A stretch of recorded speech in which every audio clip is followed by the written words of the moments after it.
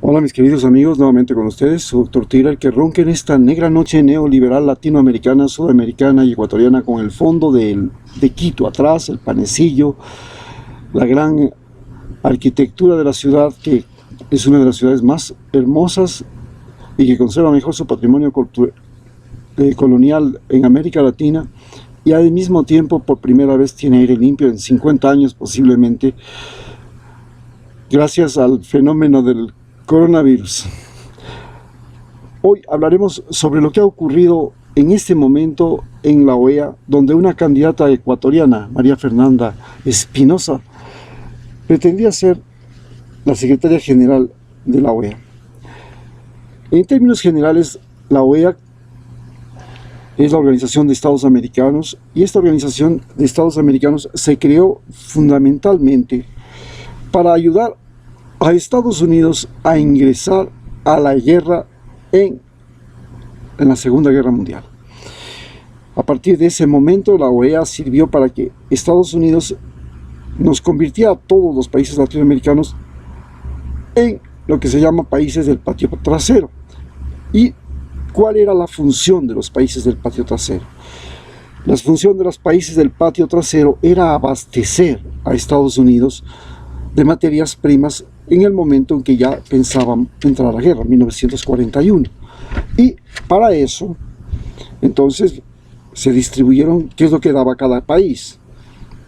Venezuela le daba petróleo, México también, Centroamérica le daba frutas, Argentina le daba carne y granos, Brasil le daba junto con Perú caucho, Ecuador era el proveedor de caucho de Alemania y por eso le costó la mitad de su territorio, que tuvimos que cederle al Perú, que era el mayor exportador de caucho de Sudamérica junto con Brasil.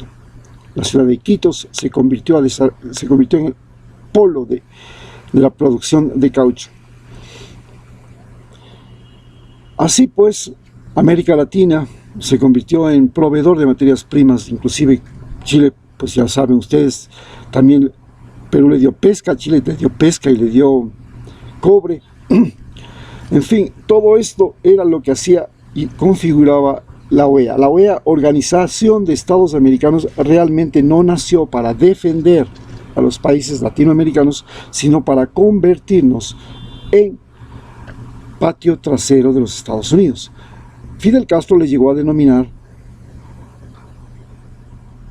el Ministerio de las Colonias, porque nosotros pasamos a una nueva forma de colonización. Mientras que Estados Unidos, después de la guerra, logró imponer ejércitos, y Alemania, Japón, Corea del Sur se convirtieron en colonias, porque ¿qué es una colonia? Es el lugar donde un imperio, en este caso Estados Unidos, tiene ejércitos fuera de su territorio. Generalmente todo imperio, aunque el Japón siga llamándose imperio y el rey de Japón se siga llamando emperador, ya no lo es un país. Y hablemos de muchos imperios. En general, imperio representa en sí el hecho de que todos tienen en un momento una fuerza militar que viene desde un país extranjero, desde un reino extranjero, y ordena y decide la suerte y muerte de la gente de su colonia. Estados Unidos estableció bases militares en Ecuador, por ejemplo, en Galápagos, y nos impuso ejércitos que estaban entrenados en el Colegio de las Américas y en el Instituto Interamericano de Defensa, que está en Filadelfia, en Washington, y a través de ese mecanismo nuestros ejércitos pasaron a ser parte del ejército norteamericano, como los ejércitos de la OTAN. La diferencia está en que Japón, Corea y Estados Unidos y Alemania no eran proveedores de materias primas, sino que más bien se convirtieron en proveedores de productos industrializados, porque eran países devastados por las guerras.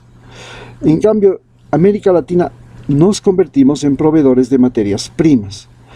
A partir de ese momento en que fuimos proveedores de materias primas, los ejércitos latinoamericanos respondían y han respondido directamente a órdenes del Pentágono, hasta que Cuba en 1959 decide tener un ejército que no responde a esto.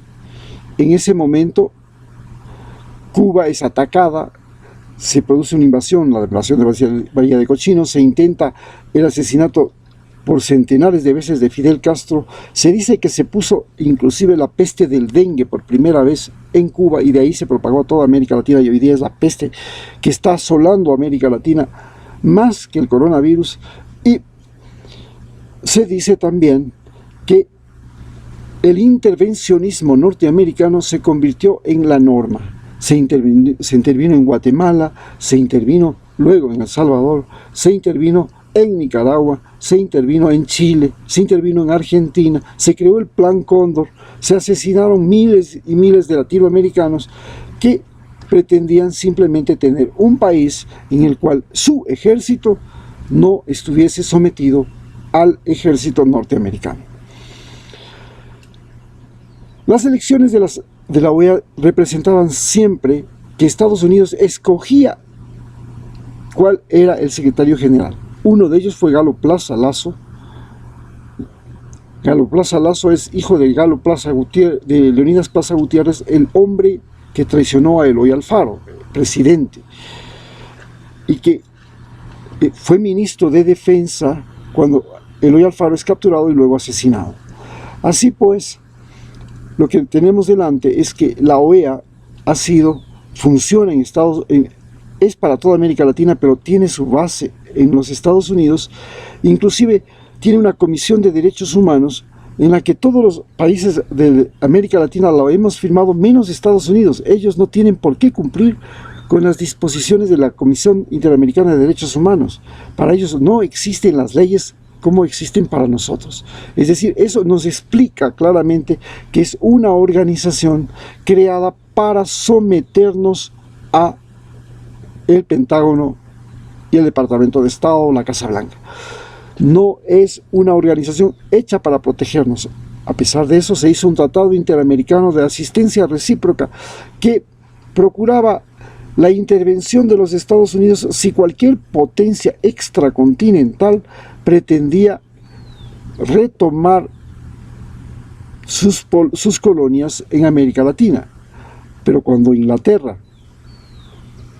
hizo la guerra a las Malvinas y Argentina acudió al Tratado Interamericano de Defensa Recíproca para que Estados Unidos intervenga en favor de Argentina, pues simplemente se dijo que era Argentina el que había provocado a Inglaterra y por tanto Estados Unidos no iba a intervenir. Sabemos que Estados Unidos e Inglaterra han sido aliados en la Primera y en la Segunda Guerra Mundial y son los dos principales aliados, y es el principal aliado que tiene Estados Unidos en Europa.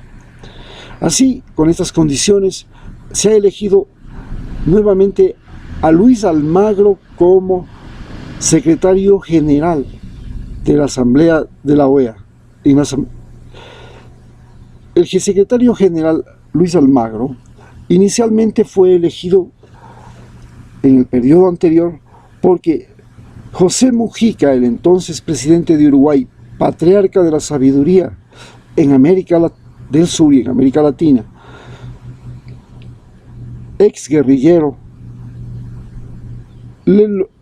creía firmemente que este individuo, que había sido su ministro de Relaciones Exteriores, no lo iba a traicionar y que iba a llegar a la OEA e iba a ayudar a los gobiernos progresistas, que se llamaban progresistas, de América Latina, entre esos Nicaragua, Cuba, Venezuela, Ecuador, Bolivia, Argentina y Brasil, el Brasil de Lula. Pero la sorpresa fue que se pasó al otro lado. Hizo lo mismo que Lenín Moreno, fue un traidor así, sin escrúpulos. Hoy podemos decir que Luis Almagro representa lo que en la película El Bueno, el Malo y el Feo representaba el feo. El feo era el latinoamericano en la película El Bueno, el Malo y el Feo, que se une al gringo para acabar con el negro, con el que está vestido de negro, que era el malo. El negro era el malo, el bueno era el gringo, y el malo y el feo era el latinoamericano. Él representa físicamente y moralmente al feo latinoamericano. Hoy este feo latinoamericano ha sido reelecto con la finalidad específica de encubrir una invasión militar a Venezuela, de encubrir el bloqueo injusto que se hace con Cuba a Venezuela, para intimidar a Nicaragua y sobre todo para manipular las elecciones de Bolivia y de Ecuador. Ese es el objetivo final de Luis Almagro. Para eso ha sido elegido y nos enfrentamos a una realidad. ¿Deberíamos o no en una nueva constitución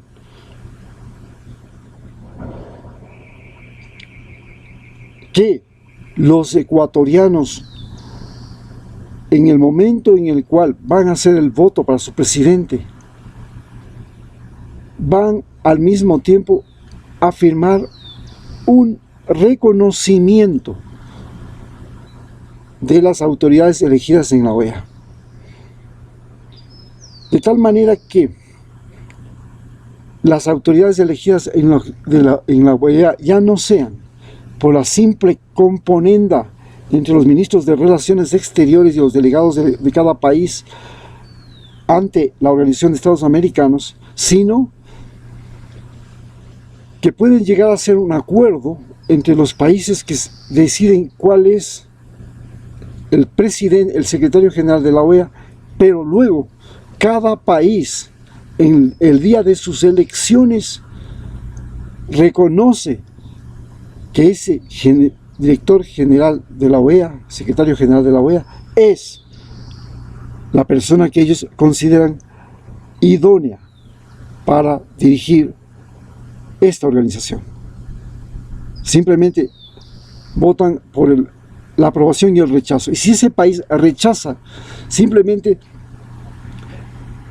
el momento en que todas las acciones que proponga el secretario general de la OEA, que ha sido rechazado por el pueblo ecuatoriano, no serán cumplidas en el territorio nacional.